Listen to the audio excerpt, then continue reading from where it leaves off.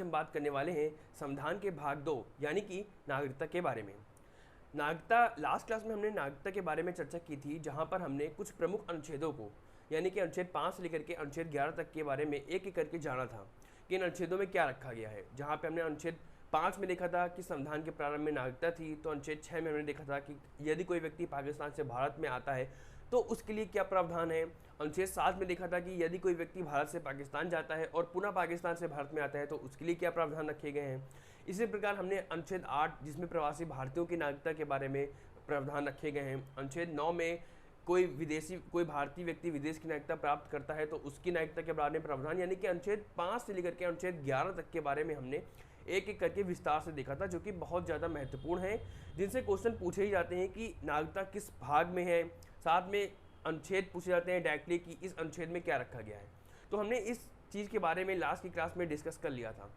आज हम देखेंगे कि नागरिकता की प्राप्ति कैसे होती है, भारत सरकार किस प्रकार किसी व्यक्ति को नागरिकता प्रदान करता है और किस प्रकार नागरिकता की समाप्तिकरण होता है। ये बहुत ज़्यादा महत्वपूर्ण है, जो कि पीसीएस के एग्जाम में और आपके वनडे एग्जाम में भी स्टेटमेंट के फॉर्म में कभी कभी पूछ लिए जाते हैं। चलिए हम लोग देखते हैं कि नागरिकता की प्राप्ति कैसे होती है। तो नागरिकता की अगर प्राप्ति की बात करें तो ये 5 प्रकार ऐसे हैं जिनके माध्यम से नागरिकता की प्राप्ति होती है। और ये प्रकार कौन से हैं, ये 5 प्रकार कौन से हैं? तो पहला है जन्म के आधार पर, दूसरा है वंश के आधार पर, तीसरा है पंजीकरण के माध्यम से, चौथा है प्राकृतिक रूप से और पांचवा है क्षेत्र समाविष्टि के आधार पर। ये क्वेश्चन भी कई बार पूछा गया है कि नागरिकता प्राप्ति की कितनी विधियां संविधान में बताई गई हैं। तो 5 प्रकार की विधियां हैं जो कि संविधान में बताई गई हैं। अब हम एक एक करके इन सभी विधियों के बारे में चर्चा करेंगे, इनके बारे में जानेंगे। अनुच्छेद 5 से 11 तक हमने देख लिया था। अब ये जो जन्म के आधार पर हम लोग नागरिकता की प्राप्ति देख रहे हैं, इसको समझिएगा कि यदि कोई व्यक्ति 1 जुलाई 1947 के पूर्व, याद रखिएगा 1 जुलाई 1947 के पूर्व या फिर 26 जनवरी 1950 के बाद भारत में पैदा होता है।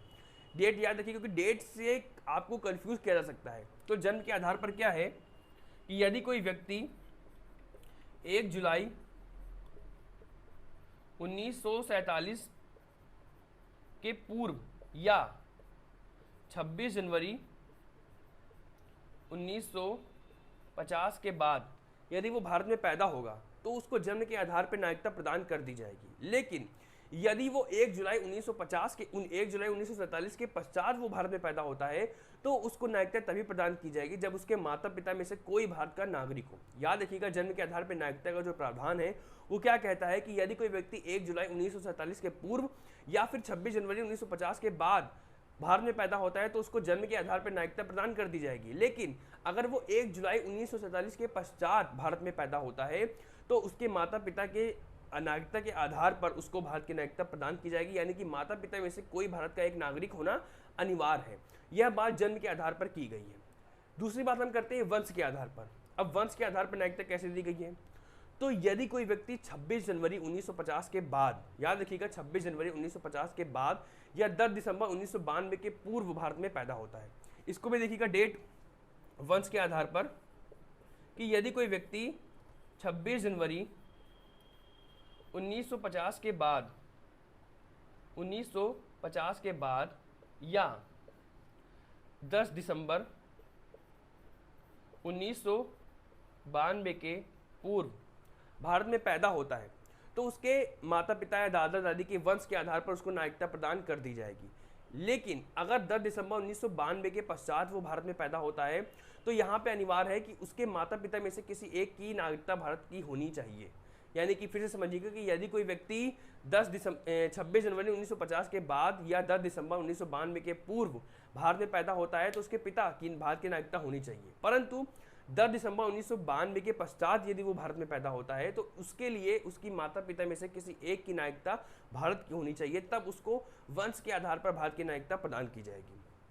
तीसरा हम देखते हैं कि पंजीकरण के माध्यम से। अब ये पंजीकरण के माध्यम से कैसा होता है?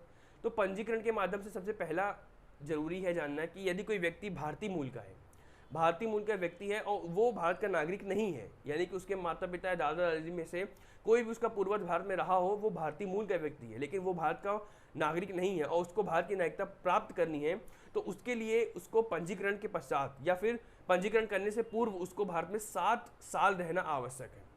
याद रखिएगा कि यदि कोई व्यक्ति पंजीकरण के माध्यम से भारतीय मूल का व्यक्ति भारत की नागरिकता प्राप्त करना चाहता है तो पंजीकरण कराने से पूर्व उसको भारत में 7 वर्ष रहना आवश्यक है। साथ में वो विवाह के माध्यम से, यानी कि भारतीय मूल के या फिर भारतीय मूल नहीं ना कह के भारत की किसी नागरिक, चाहे वो महिला हो चाहे पुरुष हो, विवाह के माध्यम से भी वो भारत की नागरिकता प्राप्त कर सकता है। लेकिन यहाँ पे भी अनिवार्य है कि वो 7 वर्ष भारत में रहे। तो ये इस प्रकार पंजीकरण के माध्यम से वो भारत की नागरिकता प्राप्त कर सकता है। तो हमने जन्म के आधार पर देखा, हमने वंश के आधार पर देखा। ये डेट याद रखिएगा क्योंकि ये कंफ्यूज करता है। एग्जामिनर आपको घुमा के क्वेश्चन पूछ सकता है जो कि आपको कंफ्यूज करेगा। जन्म के आधार पर देखा, वंश के आधार पर देखा, पंजीकरण के माध्यम से देखा। नेक्स्ट है आपका प्राकृतिक रूप से। अब ये प्राकृतिक रूप से क्या होता है कि मान लीजिए कि आपको भारत की नागरिकता प्राप्त करनी है, कोई विदेशी व्यक्ति उसको भारत की नागरिकता प्राप्त करनी है। तो पहली चीज, वो देश, वो पड़ोसी देश जिनका भारत ने बैन करके रखा हुआ है, जैसे कि पाकिस्तान हो गया, बांग्लादेश हो गया, जिनका व्यक्ति भारत की नागरिकता प्राप्त नहीं कर सकता है, पाकिस्तान के व्यक्ति, तो उसके लिए क्या किया गया है कि वो व्यक्ति यानी कि उस अवैध राज्य का ना हो, उस अवैध राष्ट्र का ना हो जिस विदेशी व्यक्ति को भारत की नागरिकता प्राप्त करनी हो। दूसरी चीज कि उस विदेशी व्यक्ति को भारत की नागरिकता प्राप्त करने के लिए जिस भी देश का वो नागरिक है, जिस भी देश का वो व्यक्ति है, उस देश की नागरिकता को त्याग देगा। यानी कि यदि वो विदेशी व्यक्ति भारत की नागरिकता प्राप्त करना चाहता है और यहाँ पर अप्लाई करता है तो अप्लाई करने के पहले ही उसको उस देश की नागरिकता त्याग देनी जरूरी है। यानी कि अगर भारत की नागरिकता प्राप्त करनी है, क्योंकि भारत में एकल नागरिकता का प्रावधान है, दोहरी नागरिकता का प्रावधान जो किया गया है वो प्रवासी भारतीयों के लिए किया गया है। तो यदि कोई विदेशी व्यक्ति भारत की नागरिकता प्राप्त करना चाहता है तो पहली चीज उस अवैध देश का ना हो जो कि भारत में बैन है, और दूसरी चीज वो भारत की नागरिकता प्राप्त करे, इसके लिए उसको उस देश की नागरिकता का त्याग करना आवश्यक है। ये हम आपके प्राकृतिक रूप से देखते हैं। यहाँ पे भी कुछ प्रावधान है कि यदि कोई व्यक्ति विदेशी है जो कि भारत में रह रहा हो या फिर भारत में किसी कोई काम कर रहा हो तो उसके लिए पंजीकरण से पहले उसको 12 महीने यहाँ पे रहना आवश्यक है। तो ये भी उसका एक प्रावधान है प्राकृतिक रूप से नागरिकता प्राप्त करने का। लेकिन जो महत्वपूर्ण चीज़ है कि उसको उस देश की नागरिकता त्यागना ही जरूरी है, क्योंकि भारत में दोहरी नागरिकता का प्रावधान नहीं है। नेक्स्ट पॉइंट आपका है क्षेत्र समाविष्टि के माध्यम से। अब क्षेत्र समाविष्टि क्या होता है कि मान लीजिए भारत ने किसी अन्य देश के अंतर्गत आने वाले किसी क्षेत्र को भारत के अंतर्गत शामिल करता है। जैसे कि अगर हम 1962 के पांडुचेरी की बात करें तो पांडुचेरी जब भारत में शामिल हुआ था नागरिकता अधिनियम 1955 के तहत, तो पांडुचेरी के जितने भी व्यक्ति थे वो भारतीय मूल के व्यक्ति हो गए, भारत के व्यक्ति हो गए थे, वो भारत के नागरिक हो गए थे वो।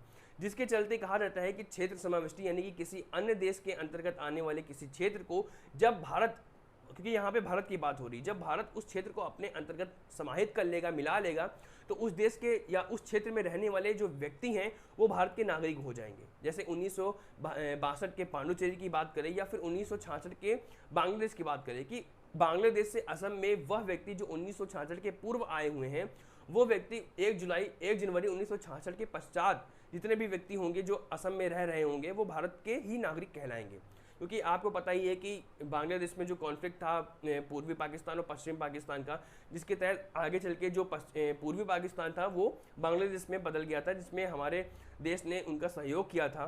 तो ऐसे में क्या था कि कई सारे शरणार्थी थे जो कि बांग्लादेश से आपके पूर्वी पाकिस्तान से उस वक्त असम में आ रहे थे। तो वो व्यक्ति जो 1 जनवरी 1966 के पहले वो असम में आ चुके थे, वो व्यक्ति असम के यानी कि भारत के नागरिक बन गए थे।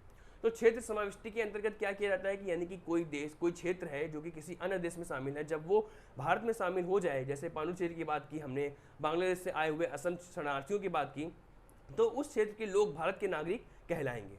तो ये 5 प्रकार हैं जो कि हमने आपके देखे, जन्म के आधार पर, वंश के आधार पर, पंजीकरण के माध्यम से, प्राकृतिक रूप से और क्षेत्र समाविष्टि के माध्यम से।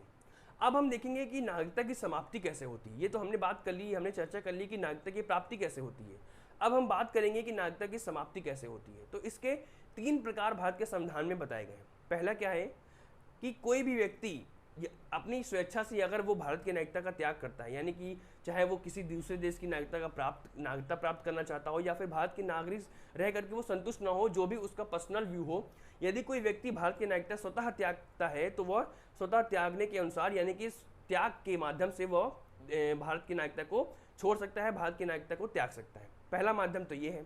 दूसरा क्या है कि बर्खास्तगी, यानी कि यदि कोई व्यक्ति दूसरे देश की नागरिकता प्राप्त करता है तो उसकी भारत की नागरिकता स्वतः ही समाप्त हो जाएगी। इस बारे में हमने चर्चा अनुच्छेदों के माध्यम से भी की थी, इस बारे में हमने चर्चा जो नागरिकता की प्राप्ति थी उसके माध्यम से भी की थी, और यहाँ पे पुनः कर रहे हैं। तो ये इंपॉर्टेंट है कि यदि कोई व्यक्ति भारत की नागरिकता त्यागता है तो वो तो पहले माध्यम हो गया, पहला तरीका हो गया।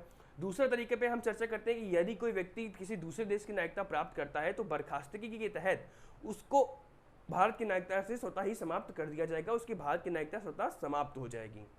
ये है आपका दूसरा माध्यम बर्खास्तगी के माध्यम, यानी कि पहला है कि त्याग के माध्यम से, दूसरा हो गया बर्खास्तगी, और तीसरा है भारत सरकार द्वारा किसी नागरिक की नागरिकता को खत्म करना, यानी कि उसकी नागरिकता से हटाना। अब ये क्यों किया जाता है? मान लीजिए कि कोई व्यक्ति है जो कि भारत के संविधान का अनादर करता है, या फिर उसने जो भारत में पंजीकरण किया है वो वैध देना हो, या फिर हम कह सकते हैं कि युद्ध के समय उसने किसी दूसरे देश यानी कि अपने जो शत्रु देश है उसकी मदद की हो, या फिर जिस समय उसने पंजीकरण किया हो उस दौरान उसने वो किसी विदेशी देश में लगभग 2 साल तक कैद में रहा हो। तो ये माध्यम है जिसके तहत सरकार देखती है कि कोई भी चीज़ ऐसी जो बर्खास्तगी के माध्यम से, यानी कि तीसरा पार्ट जो हम देख रहे हैं कि वो उल्लंघन कर रहा है, चाहे वो संविधान का अनादर करे, या फिर वो किसी शत्रु देश की मदद करे, या फिर वो जो पंजीकरण है वो गलत तरीके से कराया हो, अवैध तरीके से कराया हो, तो इस माध्यम से जो सरकार होगी वो नागरिकता को उस व्यक्ति की नागरिकता को समाप्त करेगी। तो ये हमने 3 प्रकार देखे जो कि नागरिकता के समाप्तिकरण से संबंधित है। तो ये बहुत ज़्यादा इंपॉर्टेंट है। जो हमने आपको अनुच्छेद बताए, जो नागरिकता की प्राप्ति का जो हमने आपको प्रोसेस बताया कि 5 प्रकार से नागरिकता की प्राप्ति की जा सकती है, और नागरिकता के समाप्तिकरण का जो हमने आपको प्रोसेस बताया।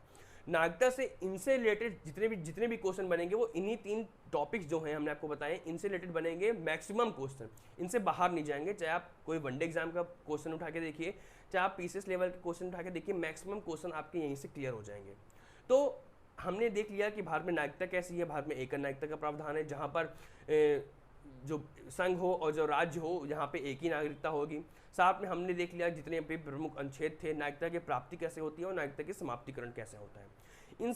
इन टॉपिक को आप ध्यान से देखिएगा, इनको हो सके तो नोट डाउन कर लीजिएगा। इनसे रिलेटेड जो भी डाउट हो वो आप कमेंट सेक्शन में बताइएगा। नेक्स्ट क्लास में हम मिलेंगे जहाँ पे थोड़े बहुत जो इंपॉर्टेंट क्वेश्चन आए हुए हैं नागरिकता के उनके बारे में हम चर्चा करेंगे, और आगे हम अपने नेक्स्ट टॉपिक यानी कि भाग 3 मूल अधिकार में प्रवेश करेंगे। नेक्स्ट वीडियो में मिलते हैं।